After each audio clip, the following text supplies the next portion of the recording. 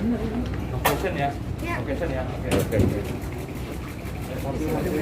Sini, lah. Ya intinya semua ini akan saya hadapi dengan gentleman.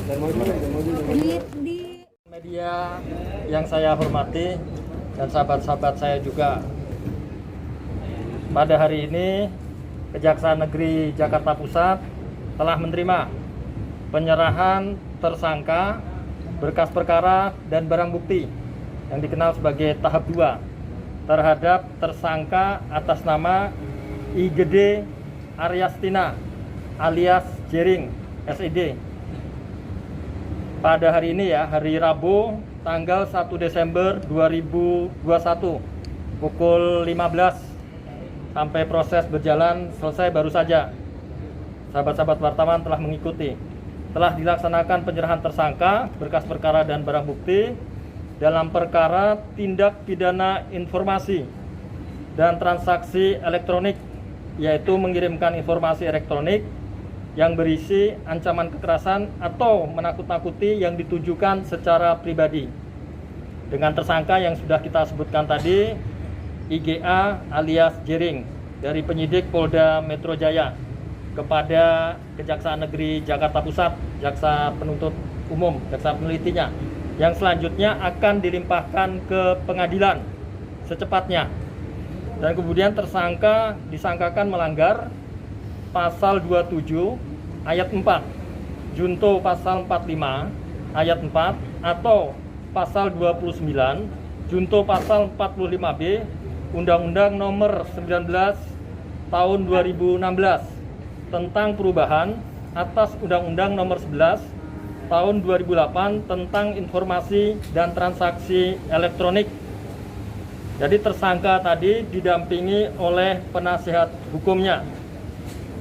Dan selanjutnya setelah tahap 2, jaksa berpendapat untuk dilakukan penahanan selama 20 hari ke depan, mulai hari ini, di rumah tahanan Rutan Polda Metro Jaya. Hal ini sesuai dengan Pasal 21 ayat 1 KUHP.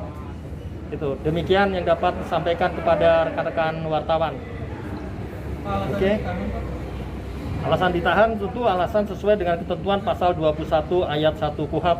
Ada alasan subjektif, itu tentu ada di jaksa penuntut umumnya, jaksa peneliti.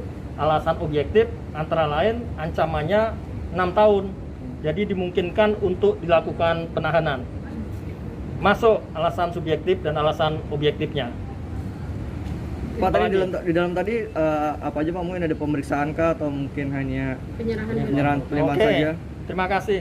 Jadi tentu di dalam tahap 2 ini dilakukan pemeriksaan terhadap identitas yang bersangkutan. Itu dilakukan pemeriksaan identitas yang bersangkutan, dilakukan pemeriksaan berkas perkara. Setelah dipastikan semuanya sesuai ketentuan yang berlaku, lengkap, makanya selesai. Itu untuk selanjutnya kita persiapkan limpah ke pengadilan. biasanya berapa hari untuk dilimpahkan ke pengadilan, Pak? Pada prinsipnya begini, secepatnya dilimpahkan ke pengadilan. Itu ada prinsipnya. Itu. Ada kemungkinan buat dapat penangguhan penahanan nggak sih Pak kalau dari kejaksaan seperti ini?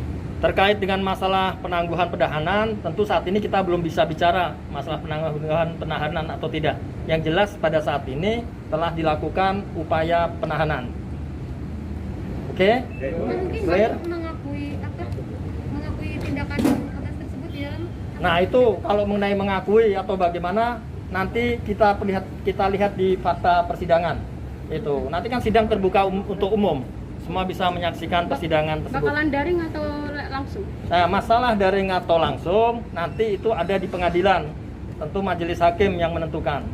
Tapi untuk kondisi saat ini bisa memungkinkan sidang langsung atau gimana? Kita tidak bisa berbicara masalah mungkin atau tidak mungkin, karena semua itu harus lihat nanti pada saatnya itu kondisinya bagaimana di lapangan. Sahabat-sahabat wartawan tahu bahwa kadang kondisi di lapangan kan berbeda-beda. Saat ini kan sudah level 2 itu.